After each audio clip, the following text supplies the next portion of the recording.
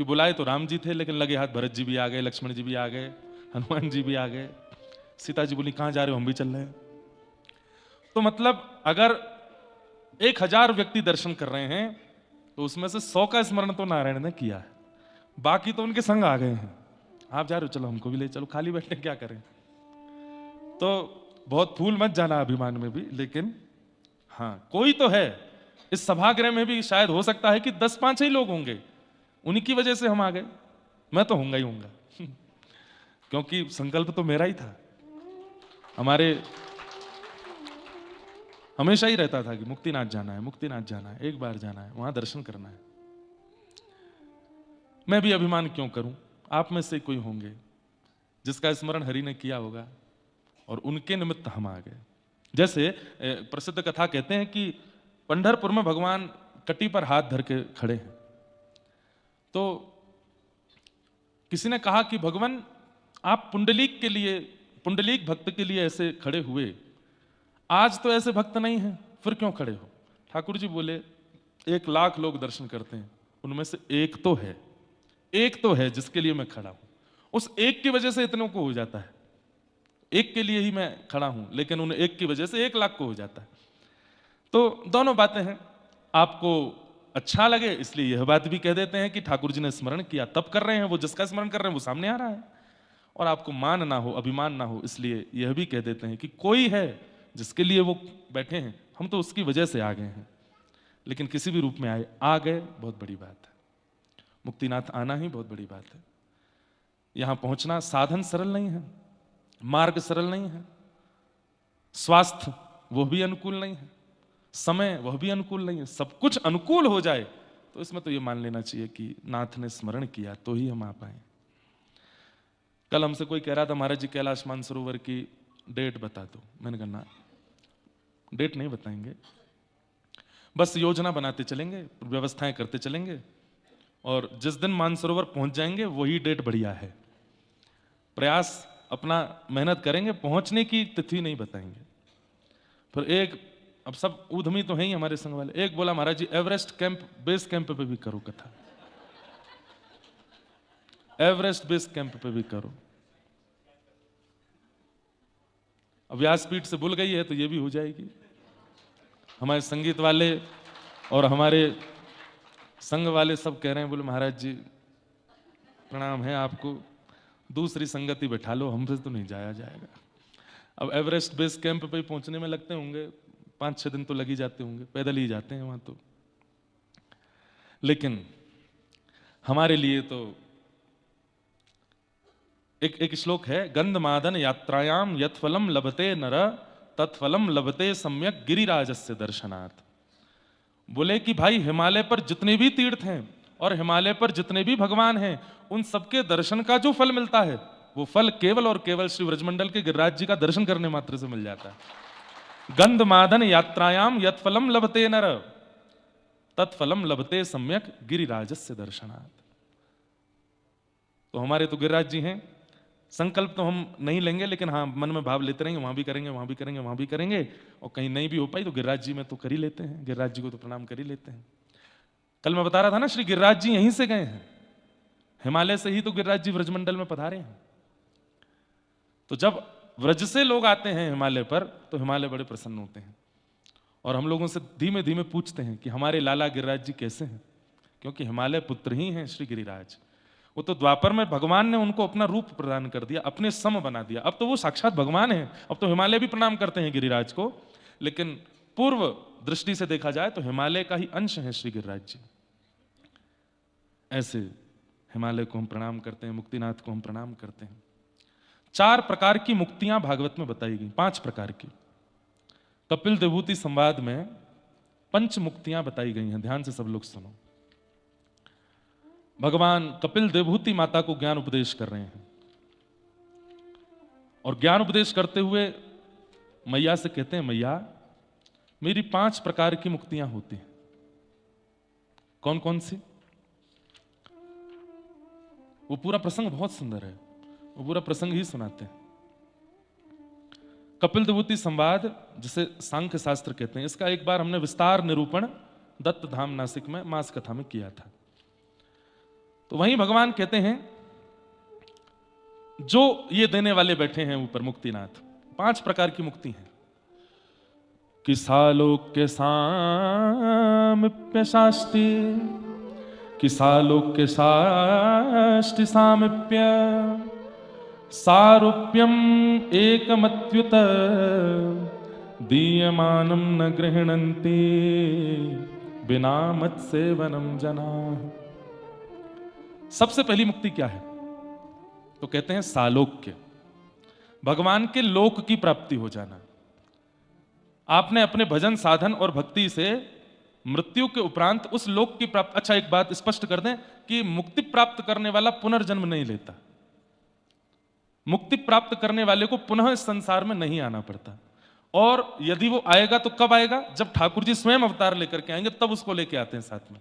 जैसे जय विजय को भगवान रावण कुंभकर्ण बना करके लाए, ऐसे ही भगवान समस्त वैकुंठ में निवास करने वाले, गोलोक धाम में निवास करने वाले, साकेत में निवास करने वाले अपने प्रिय भक्तजनों को, जिनको मुक्ति मिल चुकी है, अपनी लीला में ही उनको लेकर के आते हैं। बाकी उनको पृथ्वी पर नहीं आना पड़ता। या फिर कभी कभी भगवान अपने किसी भक्त को आचार्य बना करके पृथ्वी पर भेजते हैं कि जाओ तुम भक्ति का, ज्ञान का थोड़ा प्रचार करो, जिसमें आदि गुरु शंकराचार्य भगवान, श्रीमद रामानुजाचार्य भगवान, श्री रामानंदाचार्य भगवान, श्रीमद वल्लभाचार्य भगवान, ये जितने भी आचार्य हुए, ये सब भी भगवान ने भेजे इनको। तो मुक्ति का पहला अर्थ यह समझ लीजिए कि पुनर्जन्म नहीं होता मुक्ति प्राप्त करने वाले का। और मुक्ति कैसे मिलती है? उसमें बहुत भाव बताए गए, लेकिन एक बहुत स्पष्ट भाव कहा गया, अंते नारायण स्मृति, अंत में हरि का स्मरण। अंतिम श्वास चल रही हो और उसी समय मुख से नारायण, हरि, कृष्ण, माधव, गोविंद, गोपाल, राधा, कोई भी नाम, भगवान नाम यदि अंतिम श्वास में निकल जाए, मुक्ति निश्चित है। अब अंत में नाम निकले, उसके लिए क्या करना पड़ेगा? बोलो जीवन भर बोलो। जीवन भर बोलोगे तो ही अंत में निकल पाएगा, नहीं तो जन्म जन्म मुनि जतन कराही, अंत राम कही आवत नहीं। अंत में राम नहीं निकलता मुख से। अंत में राम नाम निकले, अंत में नारायण निकले, अंत में हरि निकले, उसके लिए जीवन भर बोलना पड़ेगा। इसलिए हमारे यहां कहते हैं जपते रहो, जपते रहो, जपात सिद्धिर, जपात सिद्धिर, जपात सिद्धिर न संशय। दूसरी बात, मुक्ति किनको मिलती है? यहां भागवत जी में 2 मुक्ति के विधान बताए गए हैं। कौन बताता है पता है? वृत्रासुर। वृत्रासुर, स्तुति सुनी है सब लोगों ने, कथा भी सुनी है वृत्रासुर की। तो वृत्रासुर जब देवताओं से युद्ध कर रहा था तो सारे राक्षस भाग गए, युद्ध नहीं कर रहे थे। तब वृत्रासुर उनको कहता है कि 2 प्रकार के लोगों की मुक्ति होती है। पहले कौन? जो जीवन भर हरिनाम गा करके अंत में हरिनाम उच्चारण कर लें और अंतिम श्वास में भगवान नाम ले लें, उनकी मुक्ति होती है। दूसरे, जो अपने देश, समाज, परिवार, राष्ट्र और धर्म के लिए प्राण त्यागते हैं, उनको मुक्ति मिलती है। चाहे भारत हो, चाहे नेपाल हो, चाहे कोई भी देश जहां उनके सैनिक निष्ठापूर्वक अपने देश की सुरक्षा में खड़े रहते हैं और भगवान ना करे किसी कारणवश उनकी जब देश रक्षा में मृत्यु होती है तो उन्हें मुक्ति मिलती है। तो ये 2 मुक्ति के प्रमाण हैं। तीसरा मुक्ति का कारण बताते हैं, स्वभाव मधुर रखा हो जीवन भर। इतना अच्छा स्वभाव रखा हो, सबसे प्रियता से बोलना, सबके साथ में किसी के साथ छल कपट आदि आदि दोषों से ना युक्त होना, उसको भी मुक्ति मिलने की संभावना होती है। मुक्ति तो मुक्ति जिसको मिलती है, पहला उसको क्या मिलता है? सालोक्य। पहली मुक्ति है लोक। अगर आप राम उपासक हो तो आपको साकेत धाम मिलेगा। अगर आप कृष्ण, राधा कृष्ण युगल उपासक हो तो आपको गोलोक धाम मिलेगा। यदि आप नारायण उपासक हो तो आपको वैकुंठ मिलेगा। ये 3 लोक हैं, इनमें कोई अंतर नहीं है, ये इंटरकनेक्टेड हैं तीनों लोग। कभी कभी गोलोक धाम के लोग साकेत भी घूम के आते हैं, वहां राम जी का दर्शन करके आते हैं मधुर। कभी कभी साकेत धाम वाले गोलोक धाम भी हुआते हैं, वहां पे बाल कृष्ण प्रभु का दर्शन कर आते हैं। और कभी कभी तो देवता भी इधर उधर चले जाते हैं। गोलोक धाम वाले ठाकुर जी साकेत धाम चले जाते हैं, साकेत धाम वाले यहां पर आते हैं। कितना अच्छा लगता होगा कि अब जैसे गोलोक धाम में हमारे स्वामी कौन? भगवान कृष्ण। अब वो सबको कहते होंगे बढ़िया सजाओ गोलोक धाम को। बोले क्यों? राम जी आ रहे हैं आज। अब देखने वालों को कितना सुख मिलता होगा। एक ही है दोनों, वही राम है, वही कृष्ण है, और एक जैसे ही रूप है, एक जैसे ही नेत्र हैं, एक जैसी हंसी, एक जैसा रूप रंग, सब कुछ। और जब राम जी आते हैं तो श्री कृष्ण उनकी आरती करते हैं, सब भक्तों से, सब भक्तों का परिचय देते हैं। देखो ये काठमांडू से आयो है, ये पोखरा से आयो है, ये बंबई से आयो है।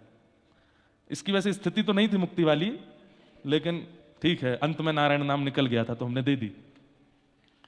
और ये मैया है, बहुत बढ़िया बढ़िया प्रसाद बनाती है। राम जी को ठाकुर जी घुमा रहे हैं गोलोक धाम में, सिया जी को किशोरी जी श्री राधा रानी लेकर के जा रही हैं। वहां यमुना जी भी हैं, गिरिराज जी भी हैं, श्री वृंदावन भी। और ये जो वृंदावन, यमुना जी, गिरिराज जी पृथ्वी के है ही नहीं, ये गोलोक धाम से ही पधारे हैं। श्री गिरिराज जी, और श्री गिरिराज जी पहले हिमालय में पधारे, हिमालय से फिर व्रजधाम पधारे। यमुना जी हिमालय में पधारी, हिमालय से फिर व्रजधाम में पधारी। पर वृंदावन तो स्वच्छंद पृथ्वी पर पधारा, वृंदावन 84 कोस धाम में। तो इस प्रकार गोलोक धाम किनको मिलता है? जो कृष्ण उपासक हैं। साकेत किनको मिलता है? जो राम उपासक हैं। और वैकुंठ किनको मिलता है? जो नारायण उपासक हैं। पर इसमें कदापि भेद मत रखिएगा। हम लोग कई बार ऐसा भेद रख लेते हैं, अरे हमको गोलोक धाम मिलेगा, हमको तो राम जी प्रिय हैं। नहीं, तीनों लोग आसपास ही हैं, इंटरकनेक्टेड हैं, जा सकते हो। जैसे हम लोग कभी बद्रीनाथ चले जाते हैं, अयोध्या चले जाते हैं, जगन्नाथ चले जाते हैं, ऐसे ही जा सकते हैं आपस में। सब दर्शन नारायण के भी होंगे, राम के भी होंगे, कृष्ण के भी होंगे, पर मूल उपासना से एक लोक मिलता है। तो पहला मुक्ति का क्या स्वरूप है? सालोक्य, लोक की प्राप्ति होती है। इससे भी थोड़ी अपग्रेड मुक्ति है, सालोक्य साष्टी। साष्टी मुक्ति क्या है? एक तो होता है कि लोक मिल गया, अब उस लोक में भी थोड़ी सी प्रायोरिटी मिल गई। प्रायोरिटी कैसे मिल गई? किसी को रूम मिला मुक्तिनाथ मंदिर से खूब दूर, किसी को मिला बिल्कुल चरणों में ही, वहीं जाने का ही अवसर मिल गया। मतलब अब लोक प्राप्ति तो बहुतों को हो जाती है, पर उस लोक में भी ठाकुर जी के थोड़ा पास रहने का अधिकार सबको नहीं मिल पाता। तो साष्टी मुक्ति क्या है? बोले जिसने खूब कथाएं सुनी हो, खूब मंगल मंगल अपने जीवन में उत्सव आदि किए हों, और फिर भगवान नाम गाते हुए अंत में हरि नाम बोला हो, उसको साष्टी मुक्ति मिलती है। ठाकुर जी उसको अपनी कोई एक सेवा, दूर की सेवा लेकिन थोड़ी समीप मिल जाती है। जैसे भगवान आकर के सभागृह में बैठेंगे, तुम पहले ही जाकर के वहां आसन बिछा दो, पहले ही जाकर के वहां इत्र का लेपन कर दो। ठाकुर जी इस सभा में कुछ पाने के लिए आएंगे, तुम अपने जो बढ़िया तुमको बनाना हो बना दो वहां जाकर के। ऐसे एक अंदरूनी सेवा मिल जाएगी जिसमें आपको थोड़ा सामीप्य अनुभव होगा ठाकुर जी का। इस मुक्ति को क्या कहते हैं? साष्टी। पर साष्टी मुक्ति अधिकतर उन्हीं को मिलती है जिन्होंने जीवन भर सेवा की हो। जैसे अपने लड्डू गोपाल की सेवा में खूब बढ़िया बढ़िया व्यंजन बना बना करके खिलाए हों, तो मुक्ति के बाद में ठाकुर जी फिर व्यंजन की सेवा दे देते हैं। बढ़िया है। गजराज तारो तेने आवने को जावने को खावने पकावने को मीराबाई तारी है, नरसी मेहता को तारो वहीवार सवारने को, वेदन सुनावने को जय देव तारो है। गोस्वामी तुलसीदास जी आज भी साकेत धाम में बैठ करके लीला ही गाते होंगे, क्योंकि जीवन भर लीला ही गाई है। जयदेव महाप्रभु आज भी गोलोक धाम में बैठ करके श्री जगन्नाथ प्रभु को वहां पर आज भी स्तुतियां सुनाते होंगे, क्योंकि स्तुतियां ही गाई हैं। आपने अपने मानव जीवन में एक प्रकार से ये कह लें तो कोई अतिशयोक्ति नहीं, ये ट्रेनिंग है। यहां जो करके जाएंगे मुक्ति के बाद फिर वो सेवा हमको एक प्रकार से जॉब के रूप में मिल जाएगी। अब तुम यही करोगे, अब तुम्हारी ये सेवा हमको स्वीकार है। अच्छा, एक प्रश्न आता है कि भगवान तो एक ही होंगे और वैकुंठ गोलोक और साकेत में तो बहुत सारे भक्त होंगे, अब बहुत सारे भोजन बनाना जानते होंगे तो ठाकुर जी सबका पाते होंगे। जब भगवान कृष्ण लीला में 16,108 पत्नियों के लिए 16,108 रूप धारण कर सकते हैं, तो गोलोक धाम में भी ठाकुर जी अनेक रूप धारण कर लेते हैं और अनेक रूप धारण करके सबको सुख देते हैं। तो सालोक्य, साष्टी, और तीसरा मुक्ति का स्वरूप क्या है? सामीप्य। आहा, ये मुक्ति कौन सी है? बोले अति सामीप्य मिल जाता है। ठाकुर जी सिद्धि से भी उतर रहे हैं तो ऐसे हाथ कहेंगे, हाथ दो, हाथ पकड़ करके उतर रहे हैं। ठाकुर जी किसी से बात कर रहे हैं, टेक लगानी है तो आपके कंधे पे ही टेक लगा रहे हैं। ठाकुर जी कुछ करने जा रहे हैं तो आपसे पूछ रहे हैं, और ये बताओ ऐसा करना चाहिए कि नहीं? हाँ, जैसे आप कर सकते हो। ये सामीप्य मुक्ति है। इसमें ठाकुर जी आपके समीपता का अनुभव करते हैं और आपको, जैसे उद्धव, वृष्णीनाम प्रवरो मंत्री कृष्णस्य दयितस् सखा शिष्यो बृहस्पतिर साक्षात उद्धवो बुद्धि सत्तम। इतनी बढ़िया कथा चल रही है, इतना बढ़िया मौसम है, दो चारों को झोंके आ रहे हैं, कौन ही मार के उठा दिया करो, मुक्ति मिल जाएगी उठाने वाले को। एक आध कोई आते हैं, पर आ जाते हैं कभी कभी। तो पता नहीं, हमको तो नींद ही नहीं आ रही है यहाँ पर। आप लोग कैसे सो रहे हैं? रात में भी सो रहे हैं तो पता है कि हम सोए हैं, लेटे हैं, हल्का सा सिर में दर्द सा होता रहता है। ये प्रसाद है मुक्तिनाथ का। तो तीसरी मुक्ति कौन सी है? सामिप्य। सामिप्य मुक्ति में जैसे उद्धव, जैसे मधुमंगल, जैसे श्रीदामा, जैसे तन सुखा, मन सुखा, धन सुखा, जैसे कुंभनदास, जैसे सूरदास, जैसे कृष्णदास, इन सबको सामिप्य मुक्ति मिली है। इनसे ठाकुर जी राय लेते हैं, वो बुला रहा है, जाऊं कि नहीं जाऊं? हाँ जय जय जा सको, चलो तेरी मान के चलेंगे हम। जैसे राम अवतार में हनुमान जी, जामवंत जी, सुग्रीव, ये सब कौन है? ये सामिप्य हैं। ठाकुर जी इनसे पूछते हैं क्या करना चाहिए बताओ। तो सामिप्य मुक्ति जब मिल जाती है तो मुक्ति के बाद में ठाकुर जी का अति सामिप्य, संग चलना। ठाकुर जी आपसे पूछेंगे कौन से वस्त्र पहनूं बताओ, ये वाले पहनूं, अच्छा ठीक है यही पहनूंगा। अच्छा इसमें भी सामिप्य मुक्ति भी अनेकों को मिली होगी, तो उनके लिए भी अनेक ठाकुर जी हैं। कहीं पर ठाकुर जी नीले वस्त्र पहन के घूम रहे हैं, कहीं पर पीले वस्त्र पहन के घूम रहे हैं, कहीं पर सफेद, लेकिन आपको अपने वाले ही दिखेंगे, दूसरे नहीं दिखेंगे। अरे अद्भुत है ठाकुर जी की लीला, अड़ी अद्भुत है। वहां इस प्रकार ठाकुर जी सामिप्य मुक्ति देते।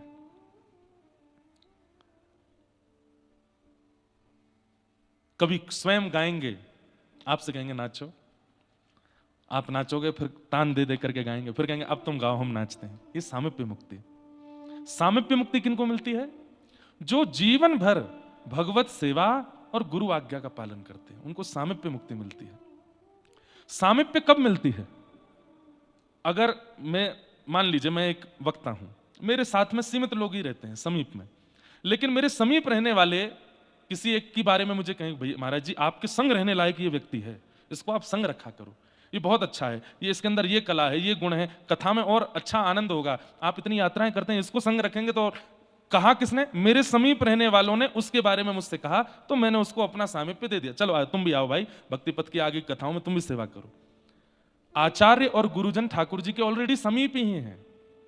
जब वे आपकी गुहार लगाते हैं कि नाथ इसको समीपता दो, तब ठाकुर जी उसको सामिप्य देते हैं। तो सामिप्य मुक्ति में आचार्य प्रसन्नता बहुत आवश्यक है। गुरु प्रसन्न, आचार्य प्रसन्न, हरिजन प्रसन्न, संत प्रसन्न, भगवत भक्त प्रसन्न, ब्रजवासी प्रसन्न, धामवासी प्रसन्न, यदि आपसे हो जाएंगे तो ठाकुर जी की सामिप्य मुक्ति मिलेगी। उसके लिए उनको प्रसन्न करना बहुत जरूरी है। कई लोग ठाकुर जी को तो खूब प्रसन्न करते हैं, पर ठाकुर जी जिस धाम में रहते हैं वहां के धामी लोगों की खूब निंदा करते हैं। वृंदावन अच्छा है, राधा रमन जी बहुत अच्छे हैं, राधा वल्लभ जी के दर्शन बहुत मधुर हैं, बिहारी जी के, पर गोस्वामी जन तो ऐसे हैं, ब्रजवासी जन तो ऐसे हैं, वहां तो ऐसा होता है, धाम में ऐसा होता है। बताइए, पंडा लोग लूटते हैं, पकड़ लेते हैं। जगन्नाथपुरी जाते हैं, अब आपके संग थोड़ी, मां तो सब वहां भाई है ही ऐसा, वो प्रेम है उनका। अब वहां पंडा जी सीधे वो दो छड़ी सी रहती है उनके हाथ में, सिर पर मारेंगे, इधर आओ आरती करो, आरती भीतर की आरती करो, आरती करते 500 रुपये चढ़, 500 नहीं 2 और चढ़ाओ इस पर। हमारे पूज्य नाना जी कहते थे, लाला देख धाम में तुमको जीवन भर तो रहना नहीं है, 1 दिन 2 दिन 5 दिन 7 दिन 9 दिन के लिए गए हो, इसमें जितना धन निकलता है ना, ये वही धन है जो तुम्हारे पूरे परिवार और तुम्हारी बुद्धि को विकृत करने वाला है, इसलिए जो निकल जाए उसको निकाल दो। और ये सब धामी लोग जो हैं, ये उसी धन को निकलवाते हैं जो हमारा विकार करने वाला है। तो भले ही कैसा भी हमने दृश्य देख लिया, संसार में जो नहीं होता वो हमने धाम में देख लिया, तो भी निंदा मत करो, नहीं तो सामिप्य मुक्ति नहीं मिलेगी। सामिप्य मुक्ति के लिए तो उनके समीप रहने वालों को प्रसन्न रखो, उनके समीप रहने वालों को राजी रखो, जो नित्य नाम गाते हैं, नित्य कथा करते हैं, नित्य ठाकुर जी के भाव में रहते हैं, ऐसे संत जनों में उनको प्रसन्न रखो। हम कहीं भी कथा करते हैं, संतों को आमंत्रण देते हैं, उनको बुलाते हैं, दंडवत प्रणाम करते हैं, उनके चरण दबाते हैं, उनके पास बैठ के कुछ सेवा कर, क्यों? वो प्रसन्न हो जाए। उनकी प्रसन्नता से ही सामिप्य मुक्ति मिल सकती है। कई लोग नहीं, अब जैसे हम मिल नहीं पाते बहुत लोगों से, तो फिर ऐसे आचार्य अगर कोई हो जो मिलते ही नहीं है, उनको कैसे प्रसन्न किया जाए? तो बोले उनके वक्तव्य जो कथा में भी होते हैं, जो सामान्य रूप में भी होते हैं, बस उस वक्तव्य का बिना मिले ही पालन करो। आपको वो देख लेंगे कि आप उनके कथन पर अनुकरण कर रहे हो, तो ही वो प्रसन्न हो जाएंगे, और उनकी प्रसन्नता से सामिप्य मुक्ति। तो सालोक्य, साष्टी, सामिप्य, और चौथी मुक्ति है सारूप्य।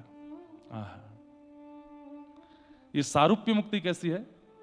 ठाकुर जी अपने जैसा रूप दे देते हैं, और पहले तो आप उनको निहार करके प्रसन्न हो रहे थे, अब वो आपको निहारते हैं, तुम इधर उसको लेके आओ भाई। जैसे होता है ना, जैसे 5 लोगों ने प्लान बनाया, कहाँ जा रहे हैं, चलो काठमांडू चलते हैं।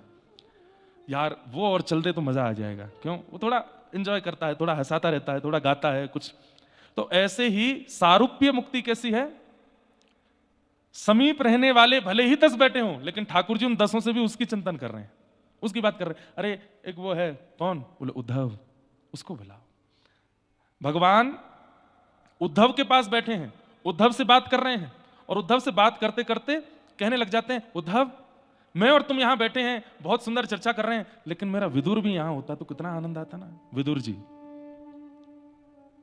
तो उद्धव जी कहते हैं, मैं अपने आप को बड़भागी मान रहा था कि मैं ठाकुर जी से संवाद कर रहा हूं, लेकिन मैं अब विदुर जी को अपने से ज्यादा सौभाग्यशाली मानता हूं। क्यों? हजारों किलोमीटर दूर विदुर जी बैठे हैं और यहां ठाकुर जी मुझसे बात कर रहे हैं, याद विदुर को कर रहे हैं। दुनिया हरि को याद करती, पर हरि जिसको याद करें वो सारूप्य मुक्ति। हरि जिसका चिंतन करें, जिसको याद करें। श्री पंढरपुर में रामकृष्ण हरि कीर्तन चलता है। पुजारी जी ने ठाकुर जी का शयन करा दिया और रात्रि में पुजारी जी को मधुर करताल की ध्वनि आने लगी, मधुर मृदंग बज रहा है। पुजारी जी बोले, कहां से आ रही है ये ध्वनि? ढूंढते ढूंढते ढूंढते जब मंदिर के गर्भगृह के पास गए तो गर्भगृह से ही ध्वनि आ रही थी।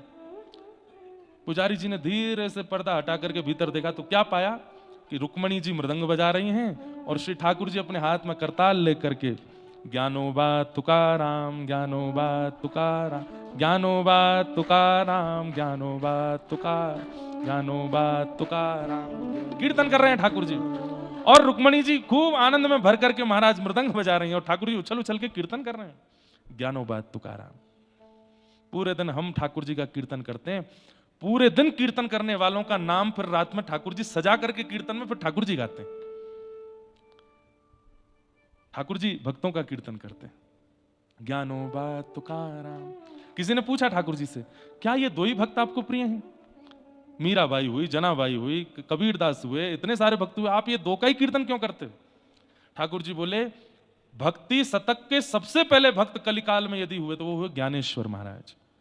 और भक्ति शतक के जो 100 साल आए थे भक्तों के, जिसमें केवल भक्ति हुए थे, उसी बीच में सारे भक्त हुए जितने भक्तों के हम चरित्र सुनते हैं। उन 100 साल में सबसे पहले भक्त हुए ज्ञानेश्वर और सबसे 100 वर्ष के अंतिम भक्त हुए तुकाराम जी। ठाकुर जी बोले, इन दोनों का नाम लेता हूं, बीच में सब आ जाते हैं, सबका नाम आ जाता है। ठाकुर जी हरिस्मरण, भक्त स्मरण करते हैं और ऐसे भक्त स्मरण करने वाले भक्तों को सारूप्य मुक्ति मिलती है। अच्छा एक बात बोलूं, इन मुक्तियों का अनुभव मृत्यु के बाद तो होता ही है, पर कई बार जीवित अवस्था में भी होने लगता है। जैसे सालोक्य मिल गया। सालोक्य मिल गया मतलब जन्मे थे मुंबई में, जन्मे थे दिल्ली में, जन्मे थे कहीं और, लेकिन कुछ समय बाद धाम मिल गया, सालोक्य मुक्ति मिल गई, लोक मिल गया जीते जी। फिर दूसरी मुक्ति कौन सी है? साष्टी।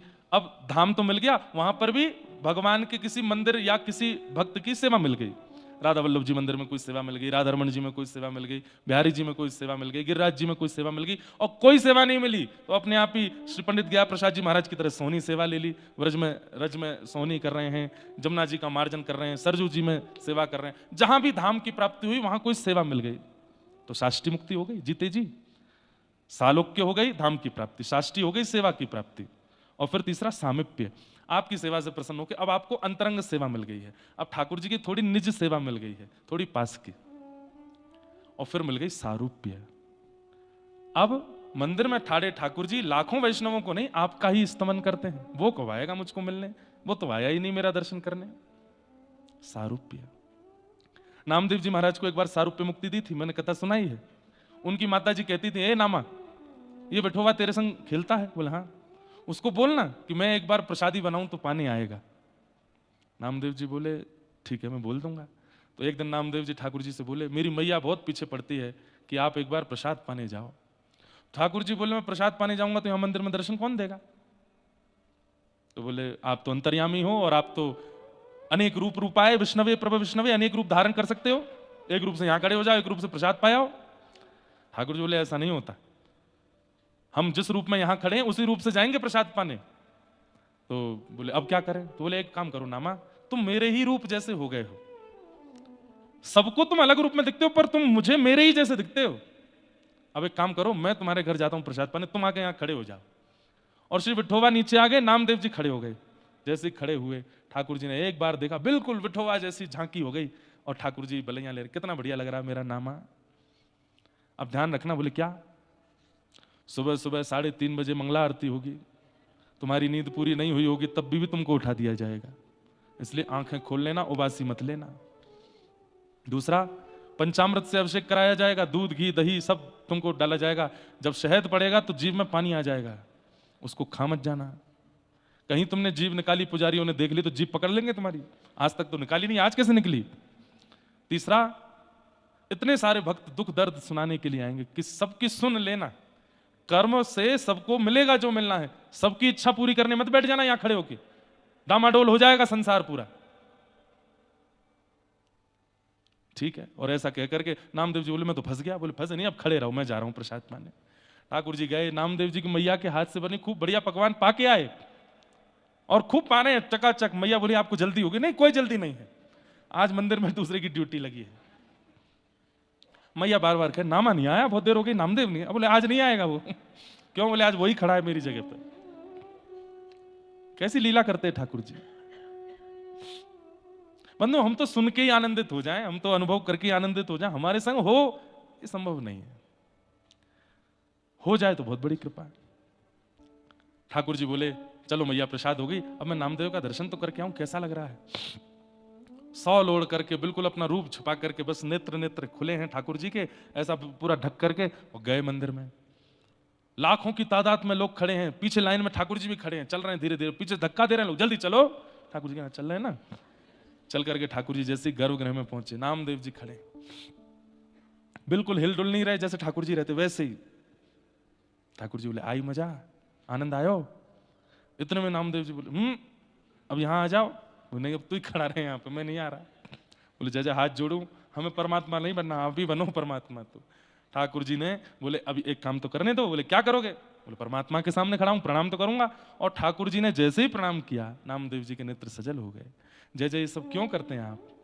बोले तुम सब भक्त ही तो मेरे प्राण हो, तुम सब भक्ति ही तो मेरा जीवन हो।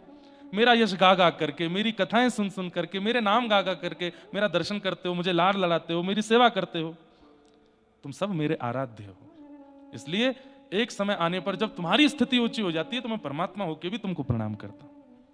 सारूप्य। तो जरूरी नहीं कि मृत्यु के बाद ही ये मुक्ति मिलती है, ये जीवित अवस्था में भी मिल जाती है। सारूप्य, सालोक्य, साष्टी, सामिप्य, सारूप्य और अंतिम मुक्ति एकत्वम। एकत्वम मुक्ति का मतलब क्या है? अब आप अलग नहीं हो, आप ठाकुर जी में ही विलीन हो जाते हो। फिर जो ठाकुर जी देख रहे हैं वो आप देखते हो, जो ठाकुर जी बोल रहे हैं वो आप सुनते हो, जो ठाकुर जहां जा रहे हैं, श्री जी के साथ जो लीला कर रहे हैं, गोपियों के साथ जो लीला कर रहे हैं, मतलब जब श्याम सुंदर चलते हैं तो असंख्य भक्त उनके चित्त में होते हैं जो एकत्वम हो चुके हैं, और उनके भीतर ही बैठ करके, जैसे अभी मैं देख रहा हूं, ये मैं जो है ना, ये सारे भक्त ही बोलने लगते हैं, वो ठाकुर जी के अंदर से ही सब देखने लगते हैं और ठाकुर जी की लीला का अनुभव करने लगते हैं। वो दो नहीं रहते, फिर एक ही हो जाते हैं, एकत्वम। ये अंतिम मुक्ति, पांचवी। और इन पांचों मुक्ति को प्रदान करने की सामर्थ्य कलिकाल में इनकी है, जिनकी शरण में हम बैठे हैं, मुक्तिनाथ भगवान। इन पांचों के जो प्रदाता हैं, इन पांचों के जो दाता हैं, इन पांचों को देने का जो सामर्थ्य रखते हैं, उनकी शरण में हम आए। जो प्रिय लगी हो पांचों में से बोल दो जाके, नाथ सालोक्य दे दो, सारूप्य दे दो, साष्टी दे दो, सामिप्य दे दो, एकत्वम दे दो। कोई भी आपके पास, इन पे छठवीं और कोई चीज नहीं है, इनसे आपको फैक्ट्री चला दो, बोले वो क्या होता है? हम पे 5, भाई दुकानदार पे जितनी साड़ी होंगी उतनी तो दिखाएगा, इन पे 5 ही हैं और ये 5 ही दे सकते हैं आपको। तो इन पांचों का भाव आप इनसे कह सकते हो और इनके द्वारा प्राप्त हो जाएगा। लेकिन अब आती है एक अलग बात। नीचे भगवान इसी श्लोक में कहते हैं, दीयमान न गृहणंती बिना मत्स्य वन जना। ठाकुर जी कहते हैं लेकिन देवूति माता, ये पंच मुक्ति प्रदान करने की सामर्थ्य मेरे अंदर है, लेकिन मेरे प्रेम लक्षण से युक्त भक्त इन पांचों को कभी स्वीकार नहीं करते। मेरे इन 5 मुक्तियों को देने पर भी वो हाथ खड़े कर देते, नहीं चाहिए नाथ, हमें नहीं चाहिए। दीयमान न गृह्णन्ति, वो इसको भी नहीं मांगते। वो मेरे अति प्रिय भक्त होते हैं। बोले उनको क्या देते हो? ठाकुर जी, उनको तो मैं खुद को देता हूं, सर्वस्व दे देता हूं। उनसे तो फिर मैं, अब उनको क्या है उनकी संग स्थिति, वो वर्णन का विषय नहीं है। समझ में आई बात? इन पंच मुक्तियों को सुन के इच्छा तो हो गई होगी कि ये वाली बढ़िया है, ये वाली अच्छी है, ये वाली अच्छी है, लेकिन अंत में भगवान क्या कह रहे हैं? लेकिन मेरे प्रेम लक्षण से युक्त जो भक्त होंगे वो इन पांचों की याचना कभी नहीं करेंगे, वो ये भी नहीं मांगेंगे। वो केवल एक चीज मांगते हैं, क्या? लक्षणम भक्ति योगस्य निर्गुणस्य हिदाहतम अहैतुक्यव्यवहिता या भक्ति पुरुषोत्तम। वो केवल और केवल मेरा भजन मांगते हैं और कह देते हैं मिलना नहीं, आप मिलना नहीं, हम भजन करें, हम साधन करें, हम आपको याद करें, हम आपकी याद में तड़पें, हम आपको खूब लाड़ लड़ा में नाच सब कुछ हो, आप मिलना नहीं, हमको करने देना। ये बहुत ऊंची स्थिति है बंधु, ये सुन ही लीजिए, कर पाना बहुत मुश्किल है। हमें नहीं चाहिए, बस आप रोने दीजिए, तड़पने दीजिए, केवल हमारे चित्त में और अच्छी अच्छी भक्ति करने का क्रम करने दीजिए, उसके बदले हमें फल रूप में कुछ मत दीजिए। ये बस हमारी क्रिया है, हमें लगे रहने दीजिए आपकी सेवा में, नहीं चाहिए हमें आपसे कुछ। हम वो स्थिति तक कर लें जिससे आप प्रकट हो जाते हो, लेकिन आप प्रकट मत होना। हम कर लें, आप कहीं प्रकट हो गए तो प्रकट होने पर, आपको देखने पर ऐसा लगेगा अब विश्राम हो गया, अब मेरी क्रिया विश्राम हो गई। नहीं, हमें विश्राम नहीं चाहिए, हम करते रहें। बंधुओं, कई बार गंतव्य से ज्यादा सुंदर मार्ग होता है, गंतव्य से ज्यादा आनंद। अब देखो, आप लोग मुक्तिनाथ आए, मैं भी पहली बार आया, मैंने भी कभी नहीं देखा मुक्तिनाथ, लेकिन गंतव्य में जितना चिंतन बना, यहां पहुंच के उतना नहीं बना। जैसे वृंदावन से चले मुक्तिनाथ जा रहे हैं, कैसा होगा, पहाड़ होंगे, वहां पर कैसे भगवान होंगे, शालिग्राम जी होंगे। फ्लाइट में बैठ गए काठमांडू के लिए, तो भी सोच रहे हैं अब बस थोड़ी दूर और है, कैसा लगेगा रास्ता, रास्ता कैसा होगा, गंडकी मैया कैसी होंगी, वहां चक्रांकृत शालिग्राम जी कैसे सुंदर सुंदर होंगे। काठमांडू पहुंच गए, फिर वहां से पशुपतिनाथ दर्शन करके पोखरा के लिए निकले, अब बस थोड़ी दूर और रह गया है, पोखरा पहुंच गए हैं, अब बस पहुंचने ही वाले हैं। कितना अच्छा लगेगा ना, वहां कथा होगी, खांसी तो नहीं हो जाएगी, जुकाम तो नहीं हो जाएगा, भोजन कैसे बनेगा, इतने सारे लोग पहुंचेंगे, किसी को कष्ट तो नहीं हो जाएगा। फिर रास्ता प्रारंभ हुआ, कहीं झरने गिर रहे हैं, कहीं रास्ते टूटे हैं, कहीं कृष्ण। अब देखो, दुनिया की सारी नदियां अपने रूप में है, लेकिन गंडकी का नाम ही है कृष्ण गंडकी, वो है ही कृष्ण वर्ण की, कृष्ण वर्ण की ही है, इसलिए यहां काली गंडकी बोलते हैं, लेकिन मूल रूप उनका कृष्ण गंडकी। पूरे रास्ते उनको देखते आ रहे थे, ये दामोदर कुंड से प्रकट होती हैं। और देखो, लोग बाग चाहे जो भी कहें कि मिट्टी का रंग ऐसा है, यहाँ की काली मिट्टी है, कोई काली मिट्टी नहीं है यहाँ पर। वैसी मिट्टी है जैसी बद्रीनाथ में, वैसी ही है जैसी गंगोत्री, यमुनोत्री और केदारनाथ में है, वैसी ही है जैसे सामान्य पर्वतों की, पर यहाँ की नदी फिर भी काली है। क्यों? असंख्य शालिग्राम भगवान कृष्ण विराज रहे ना भीतर, उनका आचमन करके, उनका स्नान करके बहती है, इसलिए कृष्ण गंडकी हो गई है, उन्हीं के रूप में हो गई है। तो रास्ते पर गंडकी जी को देखते आ रहे थे, तो सोच रहे थे अब अच्छा लगेगा, कितना बढ़िया। फिर जोमसोम आ गया, बस अब तो थोड़ी दूर रह गया है, हवा चल रही है, सौंधी ठंडी ब्यार चल रही है, ऊपर चढ़ते जा रहे हैं, पहुंचते गए, यहाँ आ गए। यहाँ पहुंचने के बाद दूसरे दिन सुबह उठ करके गए, दर्शन किए सारे, वो बस विश्राम, दर्शन के बाद हो गए, चिंतन विश्राम हो गया। चिंतन कब बनता है? मार्ग में बनता है। गंतव्य की प्राप्ति के बाद चिंतन बनता है, पर बनाना पड़ता है, सहज नहीं बनता। अब रोज हमको चिंतन बनाना पड़ रहा है, लेकिन मार्ग में सहज चिंतन बन रहा था। तो प्रेम लक्षण भक्त वाले वो कैसे होते हैं? वो ठाकुर जी से कहते हैं, नाथ हमको मार्ग में ही रहने दो, हमको गंतव्य मत दीजिए, क्योंकि गंतव्य मिलने के बाद एक स्थिरता आ जाएगी, फिर क्या करेंगे हम। दीयमान न गृह्णन्ति। मीराबाई कहती हैं, चाकर रहसू बाग लगासू नित उठ दर्शन पासू। चाकर रहसू बाग लगासू नित उठ दर्शन पासू। हे वृंदावन री कुंज गलिन में, वृंदावन री कुंज गलिन में, हरि की लीला गासू गासू। श्याम मने चाकर राखो जी, श्याम मने चाकर राखो जी। हे गिरधारी माने चाकर राखो जी, गिरधारी माने चाकर राखो। चाकरी मांग रहे हैं। चाहती तो लाल जी का अति सामीप्य मांग लेते, नहीं, चाकरी मांग रहे हैं। चाकर रहसूं बाग लगासूं, नित उठ दर्शन पासूं, वृंदावन री कुंज गलिन में हरि की लीला गासूं, श्याम मने चाकर राखो जी। आहा। हे मारा गिरधर लाल थारो न छायो न चूरे, मारा गिरधर लाल मारा गिरधर लाल थारो न छायो न चूरे, मारा गाओ।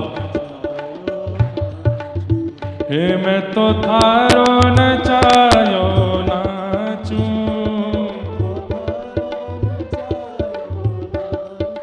हाँ मैं तो थारो न चायो नाचूं, ओ मारा नट राजा थारो न चायो नाचूं रे, मारा नट राजा।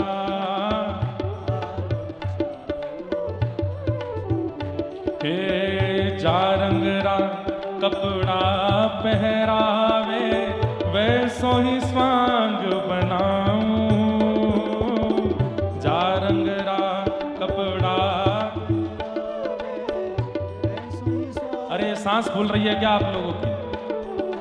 अब तो 3 दिन हो गए हैं, अब तो यूज्ड टू हो गई बॉडी यहाँ की। गाइए ना भाव से। ये हमारी इच्छा से नहीं आए हैं, गिरधर लाल जी नचाते नचाते यहाँ लाए हैं हमें। जारंगरा कपड़ा पहरावे, वैसो ही स्वांग बनाऊं,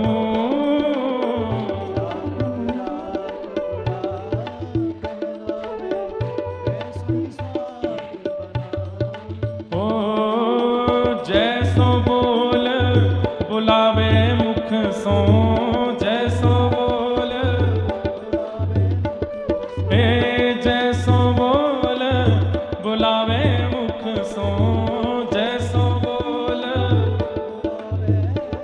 मैं वैसी ही बात सुनाऊं सुनाऊं, मारा गिरधर लाल थारो न चायो नाचूं रे, मारा गिरधर लाल। हे मारा गिरधर लाल थारो न चायो नाचूं रे, मारा। श्री मुक्ति नारायण भगवान की।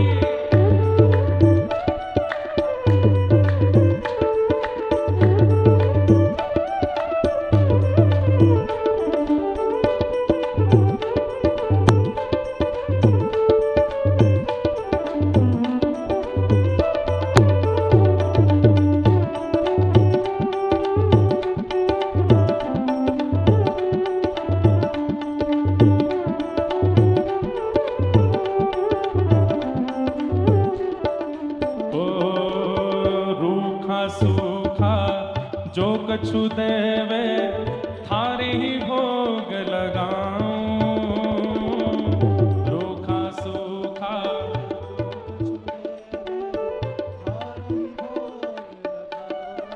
ओ खीर परस या छाछ राबड़ी, खीर परस या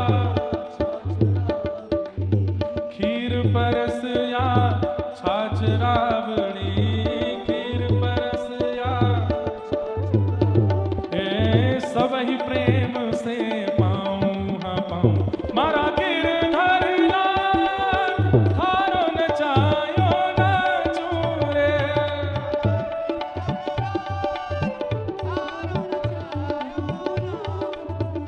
मारा गिरधर लाल थारो न चायो नाचूं रे, मारा।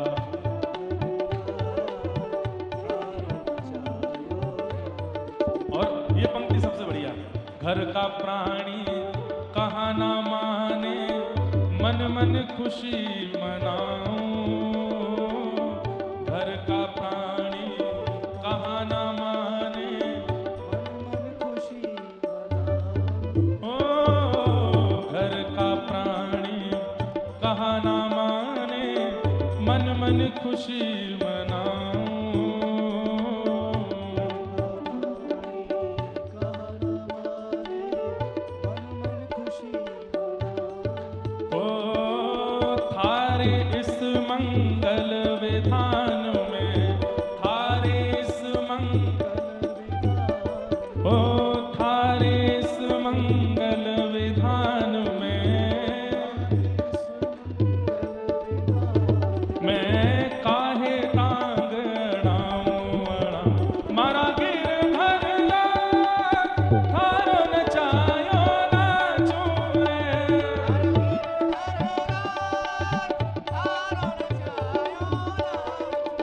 हे मारा नटराजा, थारो नचायो नाचूं रे,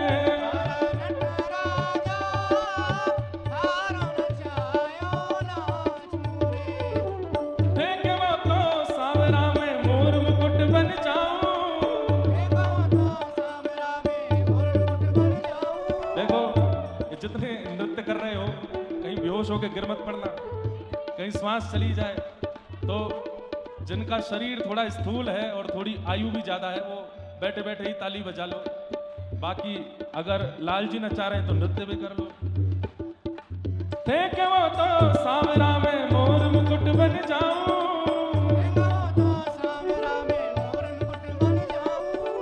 थे के वो तो सावरा में मोर मुकुट बन जाऊं, अरे पैरण लागे सावरो जे,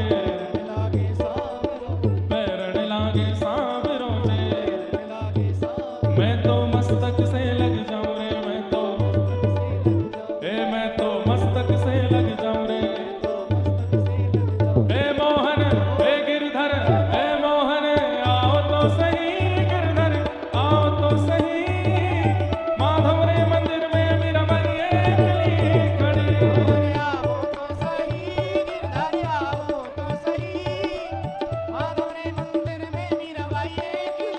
हे मोहन आओ तो सही गिरधर, आओ तो सही, माधव रे मंदिर में मेरा मैया अकेली खड़ी,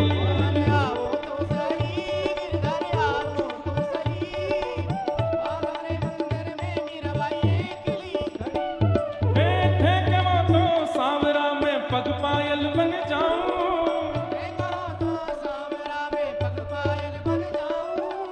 थे के वो तो सावरा में पग पायल बन जाऊं, तो अरे नाचन लागे सावरो जे, नाचन लागे, नाचन लागे सावरो जे, ओ मैं तो चरना से लग जाऊं रे, मैं तो चरना से लग जाऊं रे, हे मोहन हे गिरधर, हे मोहन आओ तो सही गिरधर, आओ तो सही, माधव रे मंदिर में मेरा मैया अकेली खड़ी,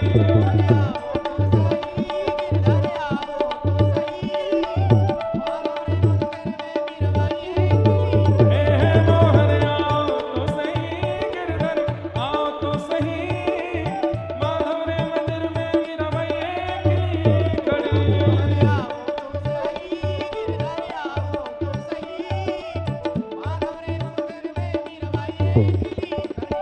मोहन आओ तो सही गिरधर, आओ तो सही, माधव रे मंदिर में मेरा मैया अकेली खड़ी।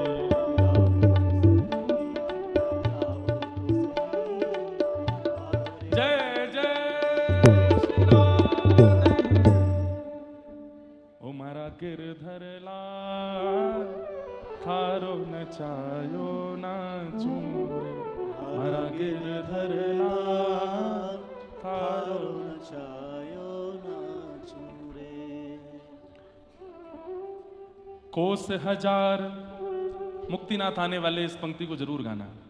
कोस हजार पकड़ ले जावे मैं दौड़ दौड़ के जाऊं, कोस हजार पकड़ ले जावे, मैं दौड़ दौड़ के जाऊं, और जो तू आसन देकर बिठावे, जो तू आसन दे के बिठावे। बैठ जाओ सब लोग, जहां जगह मिले बैठ जाओ, हल्ला नहीं करो। जो तू आसन देकर बिठावे, जो तू आसन देकर बिठावे, मैं गर्दन ना ही हिलाऊं हिलाऊं, मारा गिरधर लाल हारो नचायो नाचूं, मारा गिरधर लाल। हारो नचायो नाचूं रे। तो दीयमान न गृहणंती, दीयमानम न गृहणंती, मैं देता हूं पंच मुक्तियां, लेकिन इनको भी जो स्वीकार नहीं करते मैया, ऐसे भी मेरे भक्त हैं। और वो भक्त मुझे बहुत प्रिय लगते हैं। प्रिय क्यों लगते हैं? क्योंकि उनकी इच्छा में मुक्ति भी नहीं है। मतलब इतना अकिंचन कौन हो सकता है मां? कौन नहीं चाहेगा कि मैं भगवान के संग रहूं, उनके रूप को निहारूं, उनकी सेवा करूं? लेकिन मेरे कई ऐसे भी भक्त हैं जो उसका भी त्याग कर देते हैं, और वो मुझे प्राणों से ज्यादा प्रिय है। तो ठाकुर मैया बोली फिर उनको क्या देते हैं? बोले उनको खुद को दे देता हूं। उन भक्त की पुकार चाहे जहां से आए मैं पहुंच जाता हूं, मैं सब कुछ देता हूं उनको, लेकिन वो लेना नहीं चाहते मां। और इन भक्तों में किसका नाम पहले लिया जाएगा? तब गोपी ठाकुर जी कहते हैं यथा व्रज गोपिका नाम। नारद भक्ति सूत्र में नारद जी कहते हैं गोपियां, और ठाकुर जी भी कहते हैं वो गोपियां। उन्हें मुक्ति नहीं चाहिए। प्रसिद्ध कथा है, भगवान को एक बार बुखार चढ़ा था, तो नारद जी अश्वनी कुमार वैद्यों से पूछते हैं कि क्या औषधि दें ठाकुर जी को। तो अश्वनी कुमार कहते हैं किसी भक्त की चरण रज इनके माथे से लगाओ, इनकी जीभ पर थोड़ी सी डाल दो, ठीक हो जाएंगे। बोले भक्त कैसा होना चाहिए? जो बोले 24 घंटे इनका स्मरण करता हो, ऐसे भक्त। तो नारद जी की सबसे पहले दृष्टि रुक्मणी जी पे ही पड़ी। बोले आप 24 घंटा इनके संग रहती हो, आप ही अपनी चरण रज दे दो। कैसी बात कर रहे हो नारद आप? भगवान को अपनी चरण रज दूंगी मैं? ध्रुव प्रहलाद आदि भक्तों के पास गए नारद जी, उन्होंने भी मना कर दिया। अरे आपको पता है कितने जघन्य नरक में जाना पड़ता है? भगवान को कमर दिखाना, पीठ दिखाना पाप है, चरण पसार के बैठना पाप है, अपनी चरण रज देना ये तो महापाप है। लेकिन जब रज की गोपियों को पता चला कि कृष्ण की पीड़ा चरण रज देने से दूर होगी, तो दौड़ दौड़ करके गोपियां गईं और जाकर के यमुना जल में अपने पैर गीले करके खूब सारी रज लगा करके पैरों को रगड़ रगड़ करके पोटलियां बांध बांध करके असंख्य पोटलियां नारद जी को दे दी। बोले ले जाओ, कृष्ण के माथे से लगा देना, मुख से लगा देना, और बाकी रुक्मणी जी को दे देना, रख लेंगी। कल को कुछ भी हो कृष्ण को हमारी रज लगा दिया करे चरणों की। नारद जी बोले आपको पता है परमात्मा को चरण दिखाना भी पाप है, आप उनको रज दे रही हो चरण की, कितने जघन्य नरक में जाना पड़ेगा। बोले हमें ही तो जाना पड़ेगा ना, चली जाएंगी। कृष्ण पीड़ा में नहीं रहेंगे ना, बस उनको पीड़ा में नहीं देखना है, हम नरक चली जाएं वो हमको स्वीकार है। ऐसा कौन हो सकता है? हम दुनिया के लोग कहते हैं नाथ ये घर भी आपका, गाड़ी भी आपकी, पत्नी भी आपके, बच्चे भी। किसी दिन ठाकुर जी घर आके कहें लाओ चाबी दे दो, हाथ पैर खड़े हो जाएंगे हमारे। तो हमारी भक्ति तो ऐसी, हम इतना त्याग नहीं कर सकते ठाकुर जी के लिए। लेकिन ये व्रज की गोपियां हैं, आहा, प्रणय गीत में भगवान से कहती हैं भक्ता भजस्व दुर्वग्रहमात्यजास्मान देवो यथादि पुरुषो भजते मुमुक्षु संत्यज्य सर्व विषयांस तव पाद मूलम। सब छोड़ करके आई हैं आपके चरणों में। अरे रास को बहुत सामान्य मत समझा कीजिए। पति बच्चे परिवार लोक लाज मर्याद सबके बीच में रह करके गोपियां चली गई रास में। कईयों के पतियों ने रोका तो अपने प्राण त्याग करके चली गई रास में। ये सामान्य बात नहीं थी। आज हमको एक स्थान पर आमंत्रण मिलता है कि वहां कथा हो रही है, आना है, तो हम इसका कोई गलत अर्थ मत निकाल लेना आप लोग कि महाराज जी हमको आज्ञा दे रहे हैं कि आप भी गोपियों की तरह भाग के आओ। नहीं, बिना बताए आ जाओ। नहीं, प्रयास करना चाहिए कि सबके सहमति से ही आओ, क्योंकि ये ना तो आप गोपी हो और ना ये द्वापर है, ये कलयुग है और आप सामान्य जीव हो। लेकिन फिर भी गोपियों का त्याग देखिए, सब छोड़ करके आ गए। ठाकुर जी ने वहां पर पतिव्रता नारी का उपदेश दिया। एक नारी का जीवन पाप मुक्त कैसा होता है, ठाकुर जी इसके बारे में प्रवचन कर रहे हैं, और एक नारी पापनी कैसी होती है इसके बारे में ही बता रहे हैं। ये सब बातें सुनने के बाद भी गोपियां वापस नहीं जा रही हैं, वो कह रही हैं अब तो सब छोड़ के आ गई आपकी शरण में। लेकिन उसके बाद क्या कहती हैं कि आप हमें हमेशा के लिए स्वीकार करो, हम इसके लिए नहीं आई हैं नाथ, एक बार कह दो कि आप मेरी हो, और उसके बाद भले ही जीवन भर कभी मिलिएगा नहीं, कभी हमें मत मिलिएगा, हम उसी में प्रसन्न रह लेंगे कि आपने एक बार हमें स्वीकार तो किया। सीधी बात, सालोक्य, साष्टी, सामिप्य, सारूप्य, एकत्वम, इन मुक्तियों की कामना करने वाला भक्त ज्ञानी हो सकता है, ध्यानी हो सकता है, भजनानंदी हो सकता है, प्रेमी नहीं हो सकता। प्रेमी इनको नहीं मांगेगा। प्रेमी तो देना जानता है, मांगना नहीं। वो मुक्ति भी नहीं मांगेगा। हनुमान जी महाराज साकेत धाम नहीं गए। क्यों नहीं गए? मैंने कितनी बार कथाओं में बताया। राम जी सबके लिए विमान लेकर के आए, जैसे ही हनुमान जी से कहा बैठो, बोले नहीं मैं नहीं जाऊंगा। बोले क्यों? बोले मैंने सुना साकेत में कथा नहीं होती। भगवान बोले जहां हम प्रत्यक्ष बैठे वहां कथा सुनने की क्या आवश्यकता है? बोले ना, तो फिर आपका साकेत आपको ही शुभकामना में देता हूं, मैं नहीं जाऊंगा। मैं उस कथा का त्याग नहीं कर सकता जिस कथा से आपकी अनुभूति होती है। ये कौन है? दीयमान न ग्रहणंती, हनुमान जी महाराज, व्रज की गोपियां, ये कौन है जिनको मुक्ति दे भी रहे तो नहीं ले रहे? ठाकुर जी कहते हैं ये मुझे बहुत प्रिय है। और ऐसों को क्या मिलता है? ऐसों को ठाकुर जी का सर्वस्व मिलता है, और हमारी व्रज की प्रणाली में निज वृंदावन मिलता है। जो मुक्ति की भी कामना नहीं करते, किसी वस्तु की कामना नहीं करते, उनको ठाकुर जी फिर निज वृंदावन देते। निज वृंदावन क्या है? श्री गोलोक धाम एक प्रकार से ऐसी हमारी भावना है कि ये पृथ्वी से परे 3 लोक हैं, साकेत, गोलोक और वैकुंठ। लेकिन गोलोक धाम से भी अतिशय सुख देने वाला निज वृंदावन, जो कि इसी धराधाम पर है लेकिन हमें दिखता नहीं है, वो निज वृंदावन है। जहां सारे वृंदावन को भजने वाले भक्त वही हैं। स्वामी श्री हरदास जी, तिरुवंश महाप्रभु, मीराबाई, कृष्णदास, नरसिंह मेहता, ये सब उसी निज वृंदावन में है। उस निज वृंदावन का रूप ऐसा ही है, नक्शा ऐसा ही है, ऐसी यमुना जी हैं, ऐसे ही सब मार्ग हैं, ऐसे ही मंदिर हैं। बस आधुनिकता नहीं है, और मंदिर में पाषाण नहीं है, मंदिर में मूर्ति नहीं है, मंदिर में प्रकट ठाकुर जी बैठे। राधारमन लाल जी का दर्शन करने गए तो छोटे से लाला वहीं पर सिंहासन पे ही बैठे हैं, गौतम मसनद की टेक लगा के बैठे हैं। जैसे ही आप दर्शन करने आ गए हो, कहा लेके आयो मेरे काजे, खाली आता आयो है, चल जा कचू बना के ला। राधा वल्लभ जी का दर्शन करने गए तो मंदिर के गर्भगृह में नहीं, बाहर के प्रांगण में श्री राधा वल्लभ लाल रास विहार कर रहे हैं, और आप उसका दर्शन कर रहे हो।